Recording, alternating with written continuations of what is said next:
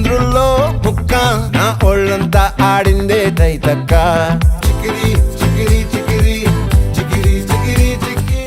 అసలు ఈ సాహిత్యం అసలు ఈ చికిరీ చికిరీ అంటేనే అసలు ఏంటి ఆ పదం ఏంటని ఇప్పుడు అందరూ సెర్చ్ చేస్తున్నారు దాని అర్థం ఏంటని. ఎలా పుట్టిందండి అసలు ఆ పాట, మీకు ఈ అవకాశం ఎలా వచ్చింది? చికిరి చికిరి అనేది రెహమాన్ గారి ట్యూన్లోనే వచ్చింది సార్. అది ట్యూన్లోని ఆ సౌండింగ్తో వచ్చింది. చిక్కి చికిని చికిత అదే అలాంటిది.